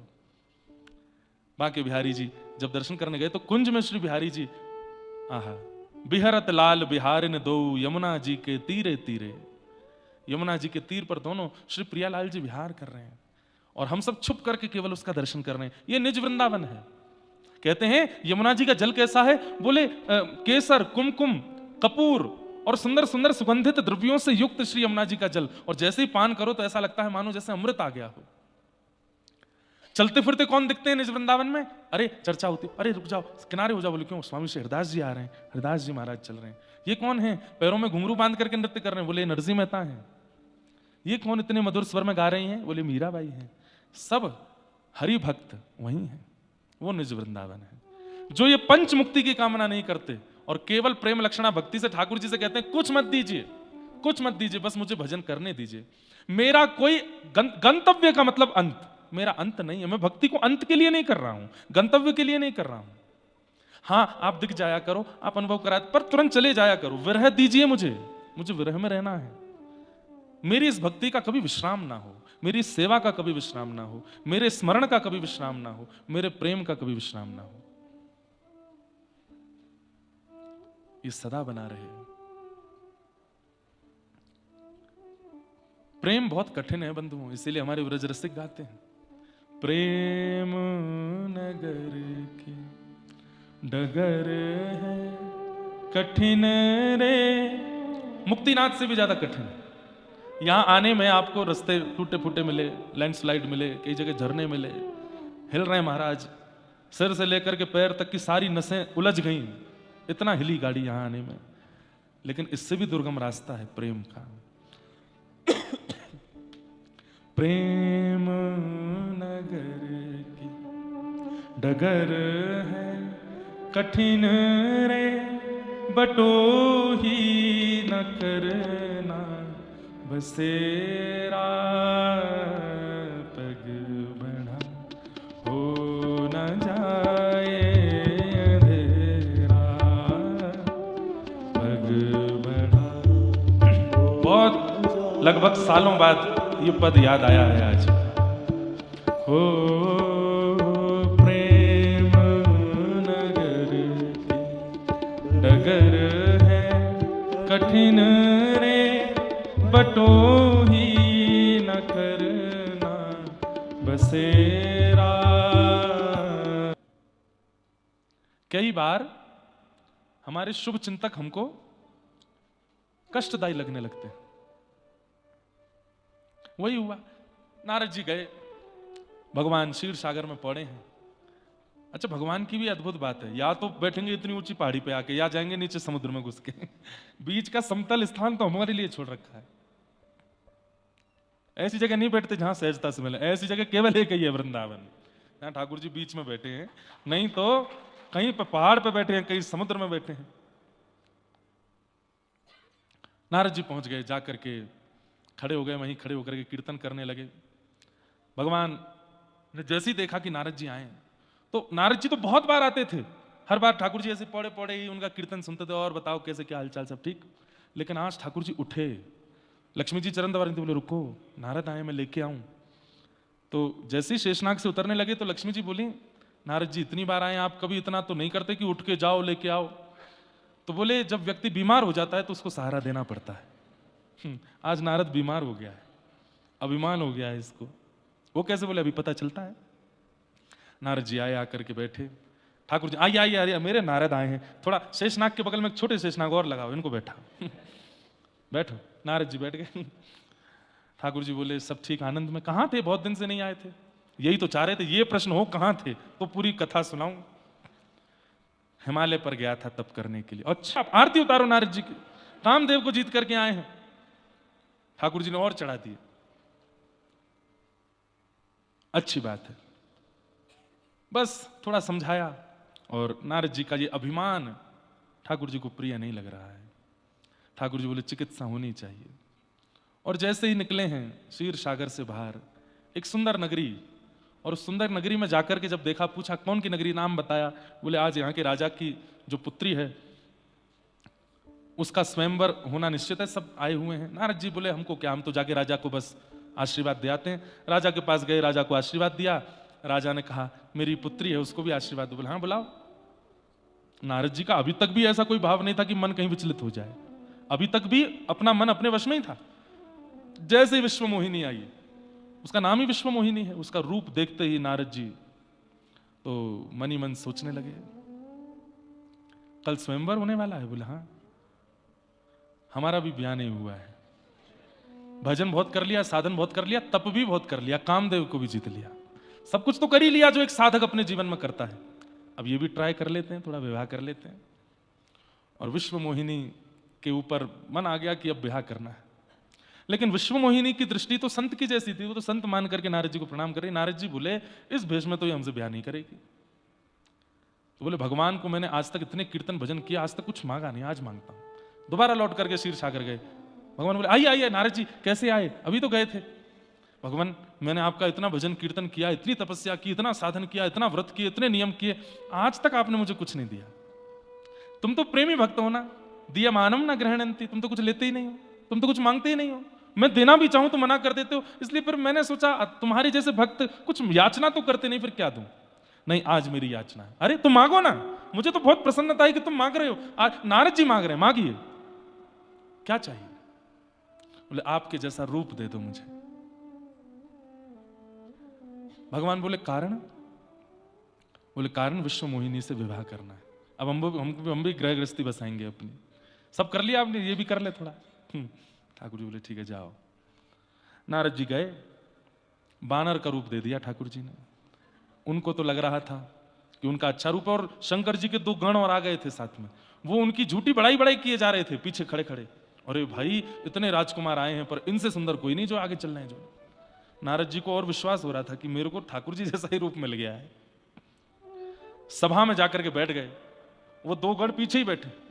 भैया हम तो गलती कर दी, आके हमारा तो पत्ता कट जाएगा, यहीं विष्णु मोहिनी यहीं आकर के माला पहना जाएगी, और कोई है ही नहीं, इनके लायक कोई नहीं है। और इतनी बड़ाई की, नेत्र तो देखो ठाकुर जी के जैसे नेत्र है, नासिका तो देखो, केश तो देखो, नारद जी अपने केश संभाले, बढ़िया लग रहे हैं, सुंदर। प्रमाण भी मिल रहा है कि विश्व मोहिनी स्वीकार करेगी। लेकिन विश्व मोहिनी जैसे ही आई, स्वयंवर के राजाओं की पंक्तियां देख रही थी, और जिस पंक्ति में नारद जी बैठे थे, नारद जी को देखा तो इतने क्रोध में भर गई कि मेरे स्वयंवर में बानर बुलाया है। उस पंक्ति में ही नहीं गई जिसमें नारद जी बैठे थे, और सब राजाओं के पास भ्रमण करती हुई इतने में ही राजभवन में प्रवेश करते हैं भगवान। आहा, शंख चक्र गदा पद्मधारी कमल नयन ठाकुर जी मंद मंद मुस्काते हुए जैसे ही सभा में पहुंचे, विश्व मोहिनी गई जाकर के भगवान के गले में जयमाल पहना दी। नारद जी देख रहे थे, क्रोध में भर गए, बोले कि मैं तो इनके जैसा ही रूप लेकर के आया हूं, फिर मुझे माला क्यों नहीं पहनाई? तो अब तक झूठी बड़ाई करने वाले जो दो गण पीछे बैठे थे, अब वो हंसने लगे। क्या बात है, क्यों हंस रहे हो?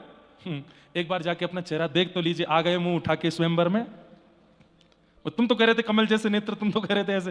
बोले हम तो जबरदस्ती, ऐसा होता है ना कई बार, जैसे घर में बहन कभी सब्जी वब्जी बनावे, भाई को परोसे, और सब्जी बनी हो बिल्कुल बेकार, भाई आहा मास्टर शेफ जन्मी हमारे घर में, तो क्या बनाया है ये, इसको कहते ब्याज स्तुति। वह स्तुति भी कर रहे हैं लेकिन व्यंग मारते हुए, और वो जानती है कि मैंने अच्छा नहीं बनाया, लेकिन फिर भी भाई बोलता है पिताजी पाके तो देखिए, आत्मा तृप्त हो जाएगी, भूख मर जाएगी जीवन भर के लिए आपकी, ऐसा भोजन बनाया है। तो ऐसे ही बड़ाई कर दी थी। नारद जी ने जाकर के जब देखा, और अपना मुख देख करके जब देखा, कपि जैसा मुख, बंदर जैसा मुख, वहीं सामने से भगवान रथ में बैठ करके विश्व मोहिनी के साथ आ रहे थे। नारद जी सामने खड़े हो गए, नेत्र लाल पड़ गए, आंसू गिरने लगे। क्या जीवन में कभी कुछ मांगा था आपसे? मैंने कभी कुछ नहीं मांगा, आज जीवन में एक वस्तु मांगी, वो भी नहीं दी आपने। जिस प्रकार मैं व्याकुल हुआ हूं एक स्त्री के लिए, श्राप देता हूं, आप भी व्याकुल होगे। और बानर का मुख दिया था ना, इन बानरों से ही आपको याचना करनी पड़ेगी, वही बानर आपकी सहायता करेंगे। और ये दो गण जो मेरी हंसी बना रहे थे, यही आएंगे रावण कुंभकर्ण बन के, और उस कारण से फिर प्रभु श्री राम को आना पड़ा। लेकिन मैं ये पूरी बात क्यों बता, इसमें दो बातें समझने की। पहली बात कि नारद सरी के भक्त भी, नारद जैसे भक्त भी जब संसार के इस बंधन में या इस माया में ग्रसित हो सकते हैं, हम कौन सी खेत की मूली हैं? हम कौन हैं? बचेंगे? बिल्कुल नहीं बच सकते। इसलिए ये अभिमान तो करना मत कि मुक्तिनाथ हुआ है, बद्रीनाथ हुआ है, इतना जप करके आए, वहां नारायण कवच करके आए, महाराज जी ने, पंडित जी घुमा घुमा के कवच बना दिया हमारे सिर पे, अब हमको कुछ नहीं होगा। नहीं, अभिमान मत कीजिएगा। और दूसरी बात बहुत अच्छी है। क्या? श्राप भगवान को भी लगते हैं, तो हम तो मानव हैं। हमको कोई गलत बोल देता है, हमारा कोई अपयश कर देता है, हमारे कोई निंदा करने लगता है, कोई हमारे बारे में गलत बातें करता है, कोई हमारे साथ गलत व्यवहार करता है, विचलित क्यों होते हो? इस संसार में ठाकुर जी को भी श्राप दिए गए हैं, भगवान श्री कृष्ण को भी श्राप लगे हैं, राम को भी श्राप लगे हैं। और ये श्राप तो वो हैं जो काउंटिंग में हैं, जो देखे जा रहे हैं। अनकाउंटेबल कितने श्राप लगे उनका तो पता ही नहीं है। इसका मतलब श्राप मतलब इस संसार के अपयश रूपी दोष हमको भी लगेंगे, उसमें कोई बड़ी बात नहीं।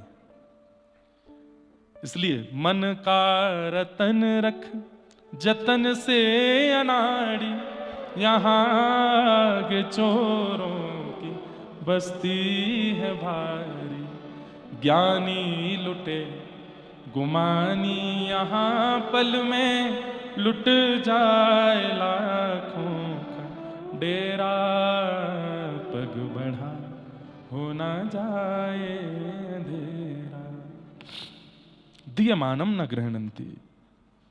मैं देना भी चाहता हूं, लेकिन इन पंच मुक्तियों को वो स्वीकार नहीं करते। वैसे मेरे प्रेमी भक्त, उनको ठाकुर जी फिर धाम देते हैं। कौन सा धाम? बोले निज धाम, निज वृंदावन, निज वृंदावन प्रदान करते हैं। भाग्य बड़ो वृंदावन पायो, भाग्य बड़ो वृंदावन पायो। श्री मुक्तिनाथ भगवान के चरणों में पहले तो हमने कथा प्रारंभ करते समय आपको पंच मुक्तियों का लोभ दे दिया था, लेकिन आज की कथा की विश्रांति में कहूंगा कि जाके कह आइएगा कि हे नाथ, जिन पंच मुक्तियों को पाने के लिए सब तरसते हैं, हमें वो नहीं चाहिए। हमें बस आपकी प्रेम लक्षणा भक्ति और आपका वह निज वृंदावन चाहिए। हम सदा भजन में लगे रहें, ये भजन का विश्राम कभी ना आवे, हमारी सेवा का विश्राम कभी ना आवे, हमारे प्रेम का विश्राम कभी ना आवे। संसार में हर वस्तु का विश्राम है, लेकिन प्रेमी भक्त की प्रेमी का कोई विश्राम नहीं है, वो करता ही रहता है। आज शाम को ऊपर मुक्तिनाथ भगवान के मंदिर के प्रांगण के बगल में ही हम लोग मिलेंगे और वहीं सब लोग पहुंच जाइएगा। हमने बहुत जगह ढूंढी, आसपास जगह हैं भी, लेकिन मुझे बस डर लगता है कि चलो वो तो एक मार्ग है ऊपर चढ़ने का, और मैं कहीं चढ़ा ले गया और आप बीच रास्ता में ही कहीं विचलित हो गए तो दिक्कत हो जाएगी। इसलिए फिर हमने कहा सहज ही रहने देते हैं। तो आज कल हमने यहीं प्रांगण में बैठे थे, कल आज मुक्तिनाथ परिसर ऊपर ही दर्शन करके और वहाँ ढूंढ लेना, जो खाली जगह होगी वहीं बैठे होंगे हम, या तो बुद्ध भगवान के सन्मुख स्थान है वहाँ बैठे होंगे, इधर उधर जहाँ भी स्थान होगा वहाँ पे कहीं आज बैठ करके नारायण कवच और विष्णु सहस्त्र नाम दोनों का पाठ करेंगे। उसके बाद थोड़ी देर नाम संकीर्तन करके फिर वापस नीचे को आ जाएंगे। ऐसा क्रम रखेंगे। एक दिन गंडकी जाना है, लेकिन गंडकी जाने के लिए नीचे जाना पड़ेगा। कल हम गए थे गंडकी दर्शन करने, तो यहाँ से उतर के कच्चे रास्तों से एक जगह मिली, पर इतनी छोटी सी वहाँ धारा है, गंडकी जी ही है, कुछ कार्य चल रहे हैं मार्ग के इसलिए रोकी हुई हैं, लेकिन वहाँ भी पहुँचना बहुत मुश्किल है। तो इसलिए आज उसकी योजना बना लेते हैं, कल कथा करके यहाँ से या तो गाड़ियों से या हम बात कर लेंगे, एक दो बस की व्यवस्था हो जाएगी, तो सब लोग साथ में नीचे चलेंगे। कौन सी जगह है नीचे? कालबेली, कागबेली, हाँ, तो वहाँ चलेंगे। वहाँ थोड़ा गंडकी मैया पर ही थोड़ा आनंद कीर्तन कर आएंगे। वहीं शालिग्राम जी प्रयास करेंगे अगर मिल जाएंगे तो। सब लोग नहीं उतरिएगा, बहुत ठंडा जल है, तो वहाँ भी थोड़ा सुख आनंद लेकर के फिर वापस आए। तो कल की योजना में कुछ, कल नंदोत्सव भी है कथा में, चौथा दिन है ना कथा का, तो नंदोत्सव तो क्या, कथा तो अपने रूप से चल रही है, यहाँ थोड़ी देर नंदोत्सव, फिर वहीं नंदोत्सव करेंगे हैं कृष्ण गंडकी तट पर। तो आज अभी हम कथा के बाद नीचे हो आएंगे, एक बार देख आते हैं कौन सी जगह है जहाँ बैठ सकें सब लोग, थोड़ा कीर्तन भजन हो सके, थोड़ी ज़्यादा दिक्कत भी ना हो, और फिर उसके बाद कल नीचे चलेंगे, आज ऊपर चलते हैं। तो ऐसा क्रम रहेगा आज के मधुर। हाँ, वही कल वाला ही टाइम है। आप लोग 5 बजे तक वहाँ पहुँचना शुरू कर दीजिएगा, 5:15, 5:15 हम भी मिल जाएंगे। बैट ले आई हैं कोई पीछे बैट भी आ गए हैं। हाँ नहीं, हाँ, वो प्रचार का विषय नहीं लाला, कर लेंगे आराम से। तो सब आनंद हो ही रहा है, आप सब लोग प्रसन्न हैं, खूब आनंद आ रहे हैं। जो लोग मुक्तिनाथ निवास कर रहे हैं खूब सुख मिल रहा है, खूब आनंद से। बस अब 3 दिन आज पूर्ण हो गए हैं, आगामी 4 दिन और हैं क्या हैं, उसका क्रम मंच से नहीं बताएंगे, बाद में कुछ अलग से क्रम वो और भी होंगे तो उनके बारे में बताएंगे। खूब प्रेम और भाव से आज की मंगलमयी कथा को विश्राम देते हैं। जगन्नाथ चक्का नैन, खड़े नहीं हो, बैठे बैठे गाओ, बैठ जाओ बैठ जाओ। ओ जगन्नाथ चक्का नैन नीलाचल वरे, तू न संभाले तो हमें कौन संभाले, हो तू न संभाले तो, हाँ तू न संभाले तो हमें कौन संभाले, हो हे जगन्नाथ चक्का नैन, जगन्नाथ चक्का नैन नीलाचल वरे, तू न संभाले तो हमें कौन संभाले, हो तू न संभाले तो हमें कौन संभाले।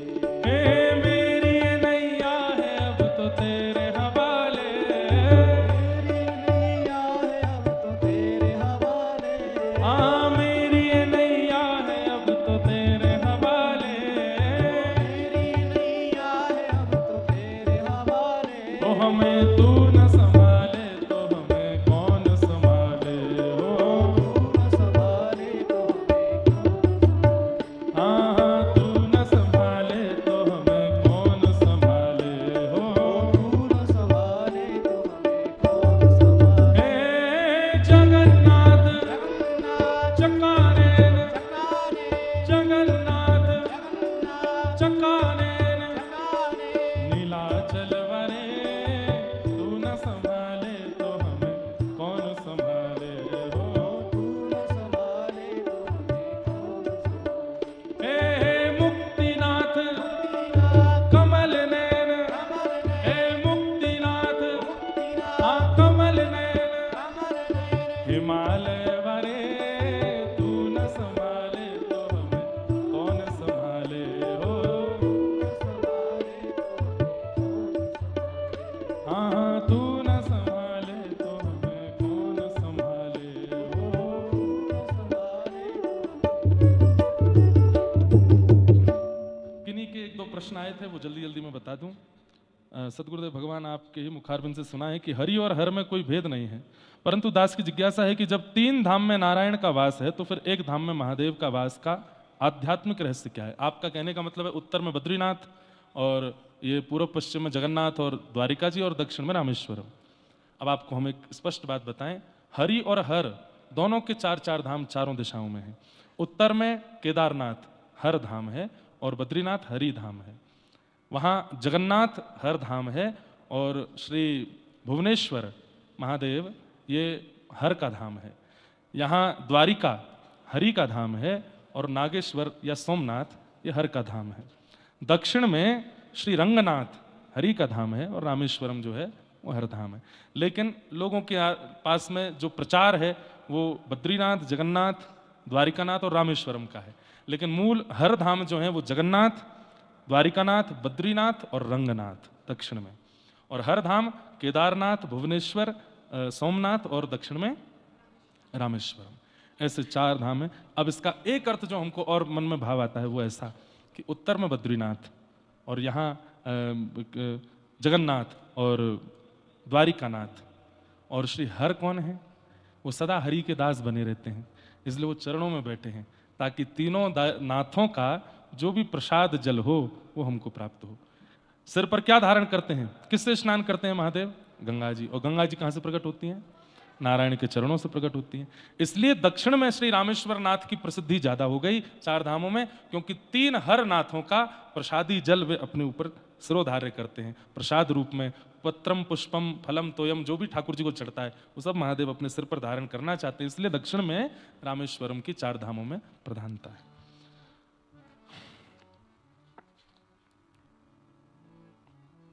कृष्ण कृपा प्राप्ति और कृष्ण प्राप्ति में क्या अंतर है। कृष्ण प्राप्ति, कृष्ण कृपा प्राप्ति प्रारंभिक श्रेणी है, कृष्ण प्राप्ति अंतिम श्रेणी है। आप कथा सुन रहे हो, हरिजनों से मिल रहे हो, धाम की प्राप्ति हो रही है, गुरुजनों की प्राप्ति हो रही है, ये कृष्ण कृपा है। और केवल श्री कृष्ण मिल रहे हैं, ये कृष्ण प्राप्ति है। लेकिन दोनों में यदि पूछा जाए श्रेष्ठ कौन सी, तो कृष्ण कृपा प्राप्ति श्रेष्ठ है। जहां अकेले कृष्ण नहीं, कृष्ण के सब भक्त, कृष्ण को धाम, कृष्ण के आचार्य, कृष्ण की कथा, कृष्ण की लीला, ये सब प्राप्त हो, वो कृष्ण कृपा है, वो ज्यादा श्रेष्ठ है। अभी जो आप लोग अनुभव कर रहे हो मुक्तिनाथ में, ये कृष्ण प्राप्ति नहीं है, ये कृष्ण कृपा प्राप्ति है। फिर किन्हीं का भाव है, महाराज जी चरणों में प्रणाम, श्रीमद् भगवत गीता का 15वां अध्याय के बारे में बताओ। तो जब भगवत गीता करेंगे तब सुनना, अभी भागवत कर रहे हैं तो भागवत सुनो। फिर पुष्टि मार्ग सेवा में हमें ब्रह्म संबंध मिलता है, और एक है गुरु आश्रित गुरु दीक्षा, दोनों में अंतर क्या है। वहां वैसे दोनों एक ही बात है। गुरु दीक्षा में भी क्या होता है, गुरुदेव आपको ठाकुर जी की शरणागति करा देते हैं, लेकिन शरणागति किसने कराई, इस निमित्त गुरु विराजमान रहते हैं। पुष्टि मार्ग में ब्रह्म संबंध भी यही है कि आपका ब्रह्म से संबंध करा देते, बस वहां शब्द का भेद है, हैं दोनों दीक्षा की ही स्वरूप। क्या हम गुरु दीक्षा और ब्रह्म संबंध दोनों ले सकते हैं, ये क्या जरूरी थोड़ा ही है। एक ही मतलब वहां पुष्टि मार्ग में गुरु दीक्षा को ही ब्रह्म संबंध कहते हैं, एक ही बात है, दोनों में कोई अंतर नहीं है। इस प्रकार आपका भाव है। फिर किन्हीं का है कि आप हमारे लाला का नामकरण करो, करेंगे आज। कौन का है नामकरण वाला, किनके इनका नामकरण करना है, इनको लेके यहाँ आरती के बाद आ जाना, अकेले, अभी नहीं, बाद में कर देंगे। सबको बहुत बहुत जय श्री कृष्ण, जय श्री जय सिया राम। राम। श्री मुक्ति नारायण भगवान की जय। पर्वतराज हिमालय की, गंडकी मैया की, शालिग्राम भगवान की, पुरुषोत्तम मास की, श्रीमद्भागवत महापुराण की, पशुपतिनाथ भगवान की जय। जय श्री राम। नमः पार्वती पतये हर हर महादेव। द्वारिकाधीश की। सब लोग अपने स्थान पर खड़े होकर के भागवत जी की